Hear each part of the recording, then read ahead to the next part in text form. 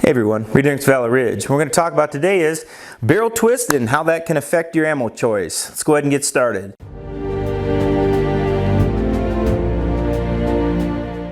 Now before we get started, guys, once again, appreciate you guys being here, whether it's your first time or whether you've been subscribed for a long time like many of you have. If you watch a couple of my videos, just please subscribe to us. We try to do at least one video a week, sometimes more, sometimes less. We do it when we can, but the important thing is we want good information out there for you, and we want to be able to help educate people out there and to help make them have better informed decisions when it comes to not only purchasing things, but making decisions on what to do once they have that firearm. Very focused on education, very focused on hands-on instruction, getting people spooled up properly. Really no substitution for that. So although we're going to be talking about a lot of hardware stuff up here today, for example, ammo and barrels and all that, do understand that this stuff is probably some of the least important information out there. Technique, fundamentals, basics, that's what we need to focus on because that's really the only thing that works during deadly force. So to begin with, guys, this video is going to be specifically about your AR or your M16, M4, whatever it is. That family of rifles, although it could apply across the board as well. I'm going to use a whiteboard up here, right? What I'm going to do is I'm going to give you guys verbal and also give you guys visual that you can see.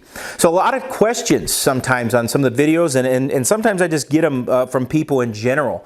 People will ask about barrels and twist rate. Now, we're not talking barrel lengths here. I'll do that in a separate video, okay? I'll discuss that kind of stuff in a separate video, but for today, let's just focus on your barrel twist. Now, all we're going to do is what I want you to think of when we do this. When you hear about barrel twist, it's basically a rifling, right? Rifling issue. So when barrels are cut out or stamped out, what happens is that they have to have grooves and lands in there. It's just a bit like, you know, in the old James Bond, you know, movies at the beginning, they'll show through the pistol, they show the grooves through the pistol, and then he always shoots right through it, right? Well, that's what a rifle barrel looks like. Now, the thing is that how fast or how slow that twist in, that determines, you know, what kind of ammunition that we can shoot through that rifle. So the original M16 was, or AR-15 was actually, believe it or not, was a 1 in 14. Now, here's what this means. Let me decipher that for you.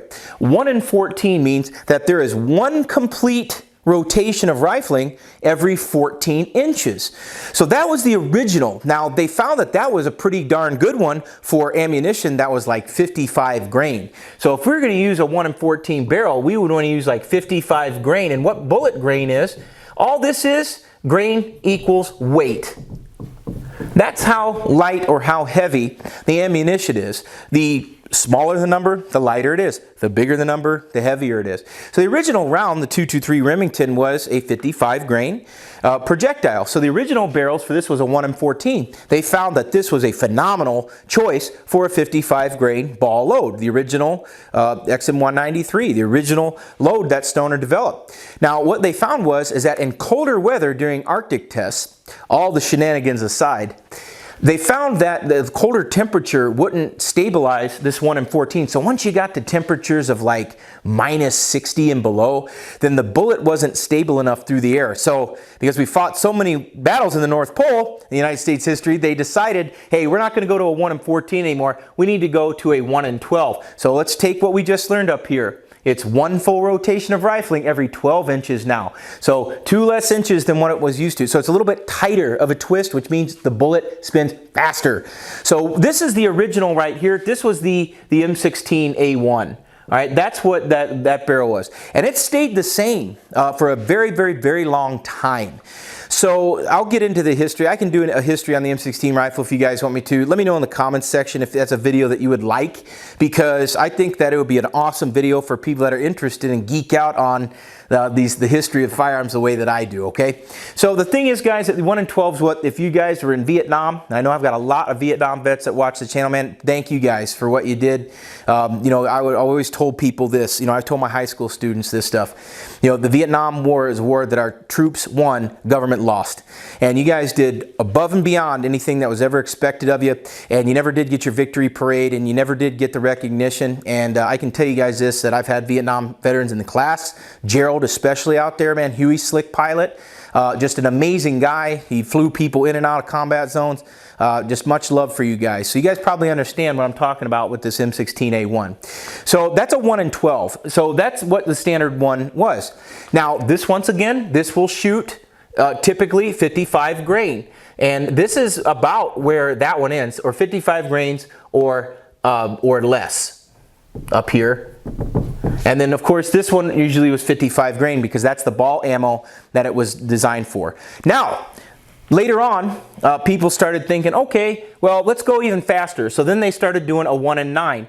You didn't see this on any military rifles, but what you did see it on was some of those commercial rifles. For example, some of the early Bushmasters, some of those Colt rifles. Some of you guys may even have a 1 and 9 H-bar Colt used to put out in their Sporter, and then later their other series of rifles.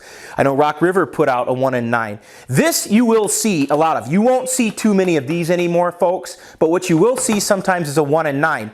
Now I will tell you that a 1 and 9 is ideal for 62 grain stuff. In fact, that's the prime amount of twist for a 62 grain projectile. But here's the thing. NATO, because they wanted standardization across the board, said, nope, we're not going to do a 1 and 9, we're going to do a 1 and 7.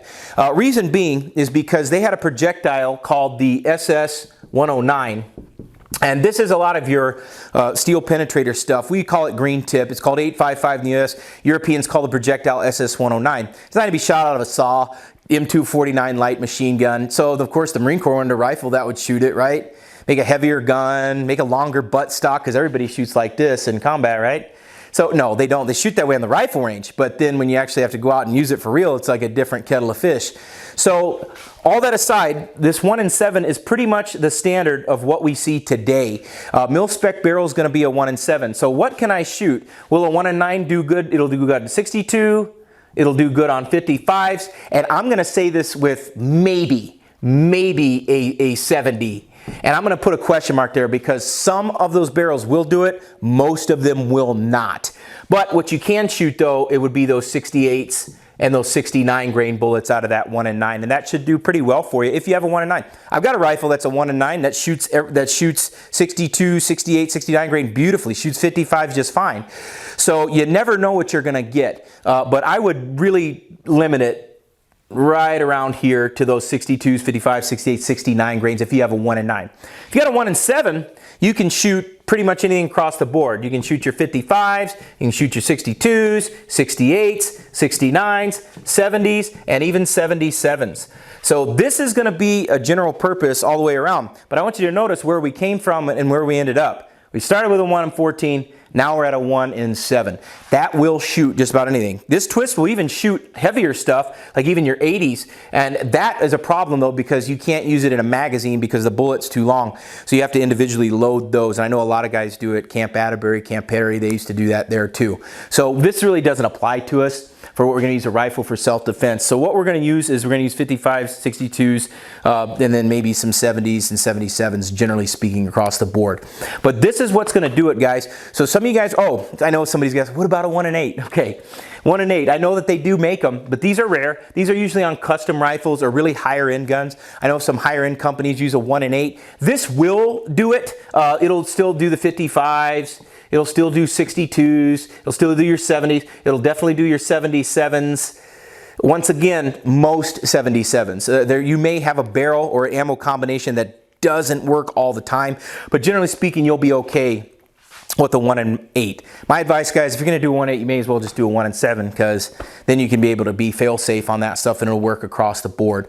This has no bearing whatsoever. Your twist rate has 0 bearing on the accuracy of the barrel whatsoever. It's just how fast does it twist the ammunition and how fast does it spin it, the revolutions on it, but it has nothing to do with accuracy. I've shot rifles 1 and 12s that were exceptionally accurate with 55 grain.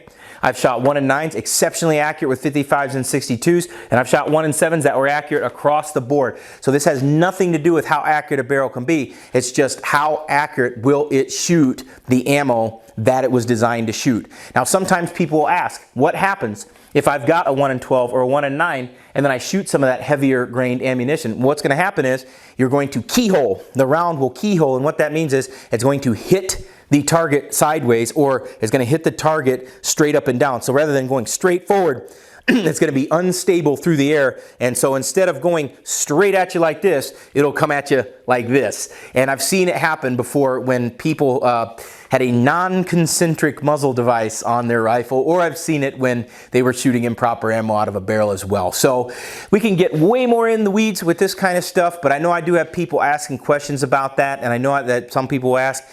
Generally speaking, guys, one of those is going to be a good ticket. Although, if you guys can pick up some of those old school rifles that are 1 in 12, that's good. There's plenty of loads that are good in those 55 grains.